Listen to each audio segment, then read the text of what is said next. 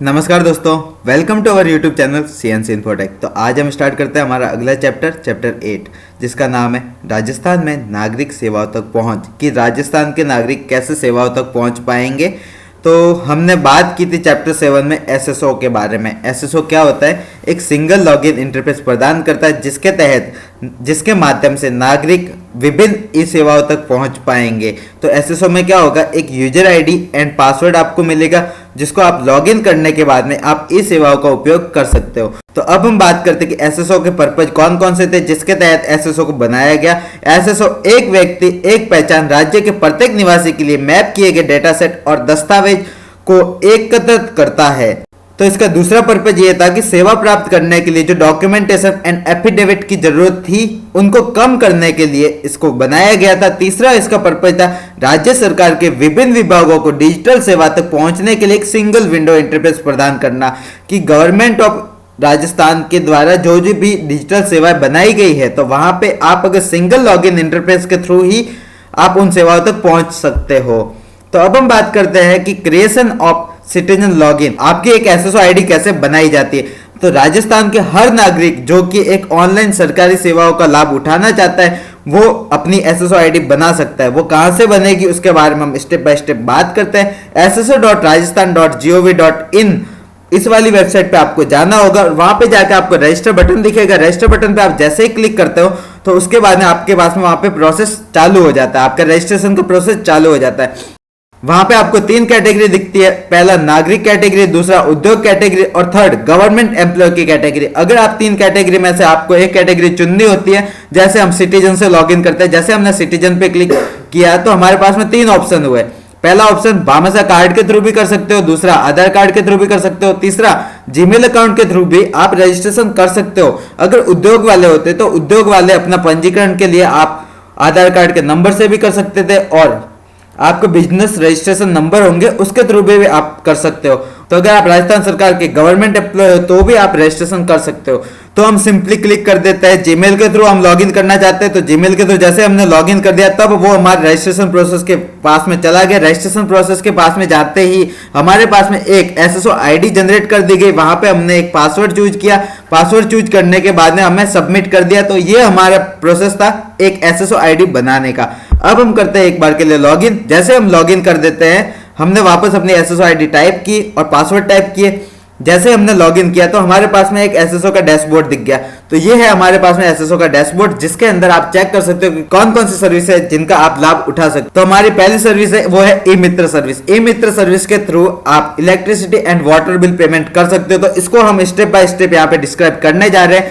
आपको simply SSO login करना पड़ेगा। एसएसओ आप जैसे लॉगिन कर देते हो तो आप एसएसओ के डैशबोर्ड पे पहुंच जाते हो। वहां पे जाके आपको ई मित्र पे क्लिक करना पड़ेगा। जैसे आप ई मित्र पे क्लिक कर देते हो तो वहां से आप ई मित्र पे रिडायरेक्ट हो चुके। तो अब हम बात करते हैं कि कौन कौन से स्टेप है जो आपको लेने पड़ेंगे। आपको अगर पेमेंट करना है एक वाटर बिल और इलेक्ट्रिसिटी बिल का, अगर आप पेमेंट करना चाहते हो ई मित्र के थ्रू, तो आपको कौन कौन से स्टेप लेने पड़ेंगे। पहला स्टेप है एसएसओ से लॉगिन करना पड़ेगा। उसके बाद में ई मित्र पे रिडायरेक्ट करना पड़ेगा। जैसे आप ई मित्र पे रिडायरेक्ट हो जाते हो तो ई मित्र पे एक पे बिल का ऑप्शन मिलेगा। पे बिल पे आप जैसे ही क्लिक कर देते हो तो वहां पे कुछ सर्विसेज मिलेगी। उस सर्विसेज को हम चेक करते हैं। जैसे हमने सर्विसेज पे टाइप किया बिल पेमेंट के नाम से, तो बिल पेमेंट पे हमें नीचे की साइड में एक प्रोसेस दिख गया कि आपको कौन सा बिल पेमेंट करना है। तो पहले स्टेप में हमने पे बिल पे क्लिक किया। फिर जाके हमें अपना डिपार्टमेंट चूज करना होता है कि कौन से डिपार्टमेंट का हम बिल पेमेंट करना चाहते हैं। जैसे मैंने यहाँ पे इलेक्ट्रिसिटी बिल पेमेंट करना था तो मैंने इलेक्ट्रिसिटी के डिपार्टमेंट को क्लिक किया। तो के नंबर आपके बिल का एक यूनिक नंबर होता है जिसके थ्रू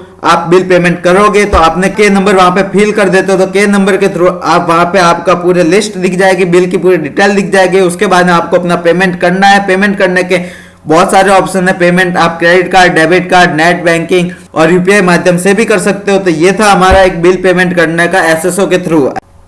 तो हमारी अगली ई मित्र की सर्विस है उसके बारे में हम बात करते हैं जो कि एसएसओ के थ्रू की जाएगी। वो है मूल निवास प्रमाण पत्र के लिए आवेदन करना। कि अगर आपके पास में मूल निवास प्रमाण पत्र आपको चाहिए तो आप ई मित्र से भी आवेदन कर सकते। सिंपली आपको एसएसओ लॉगिन करना पड़ेगा। एसएसओ लॉगिन करने के बाद में ई मित्र पर रिडायरेक्ट होना पड़ेगा। ई मित्र पर आप जैसे ही रिडायरेक्ट हो जाते हो तो उसके बाद में आपको एक लेफ्ट साइड में एक सर्विसेज दिखेगी। सर्विसेज पे क्लिक करो। सर्विसेज पे क्लिक करने के बाद में वहां पे आपको एक एप्लीकेशन सर्विसेज पे क्लिक करना पड़ेगा। एप्लीकेशन सर्विसेज पे आप जैसे क्लिक कर देते हो तो वहां पे आप जैसे बोनाफाइड टाइप करने लग जाते हो तो वहां पे बोनाफाइड टाइप करते ही आपको नीचे की साइड में ड्रॉप डाउन में एक मेन्यू दिख जाता है। जैसे उस पर क्लिक करेंगे तो हमारे पास में फील्ड्स होंगे, उस फील्ड्स को सबमिट करना है, तो उससे आप एक बोनाफाइड सर्टिफिकेट के लिए आप अप्लाई कर सकते हो। बोनाफाइड सर्टिफिकेट आपका एक मूल निवास प्रमाण पत्र होता है जिसके लिए आप बना सकते हो। तो हमारा अगला टॉपिक है वो है रजिस्ट्रेशन इन एम्प्लॉयमेंट डिपार्टमेंट। आपको एम्प्लॉयमेंट डिपार्टमेंट में कैसे रजिस्ट्रेशन करना है। एम्प्लॉयमेंट डिपार्टमेंट को रजिस्ट्रेशन करने के लिए सबसे पहले आपको एसएसओ आईडी में लॉगिन करना होगा। एसएसओ आईडी में आप जैसे लॉगिन कर देते हो तो वहां पे एक आपको एम्प्लॉयमेंट नाम से एक आइकन दिखेगा। एम्प्लॉयमेंट आइकन पे जैसे आप क्लिक कर देते हो तो वो आपको एक एम्प्लॉयमेंट डिपार्टमेंट में रिडायरेक्ट कर देता है। वहां पे जाके आपको न्यू रजिस्ट्रेशन के रूप में चूज करना है। आप जैसे न्यू रजिस्ट्रेशन के रूप में चूज कर देते हो तो वहां पे एक फॉर्म मिलेगा, उस फॉर्म को आपको भरना है। तो ये था प्रोसेस आप एम्प्लॉयमेंट डिपार्टमेंट में रजिस्ट्रेशन करने का। तो हमारा अगला टॉपिक है paying admission fee in university के। आपको यूनिवर्सिटी में पेमेंट कैसे करना है। आपको अगर यूनिवर्सिटी का कुछ पेमेंट आपको जमा करवाना है तो आप किस माध्यम से करवा सकते हो। एसएसओ में आपको सिंपली लॉगिन करना पड़ेगा। उसके बाद में आप ई मित्र के आइकन पे क्लिक करोगे। ई मित्र के आइकन पे आप जैसे ही क्लिक कर देते हो तो वो आपको ई मित्र के वेब पोर्टल पे ट्रांसफर कर देता है। ई मित्र के वेब पोर्टल पे आपको वहां पे दिखेगा आइकन सर्विसेज पे। सर्विसेज पे आप जैसे क्लिक कर देते हो तो वहां पे आप तो सर्च ऑप्शन में आपको एप्लीकेशन सर्विसेज पे क्लिक करना है। एप्लीकेशन सर्विसेज पे आप जैसे क्लिक कर देते हो तो आपको वहां पे यूनिवर्सिटी का नाम दर्ज करना है। यूनिवर्सिटी का नाम दर्ज करने के बाद में आपको गेट बिल डिटेल पे क्लिक करना है। गेट बिल डिटेल पे आप जैसे क्लिक करते हो तो वो वहां से आप अपना पेमेंट कर सकते हो। तो ये था प्रोसेस एक यूनिवर्सिटी में पेमेंट करने का।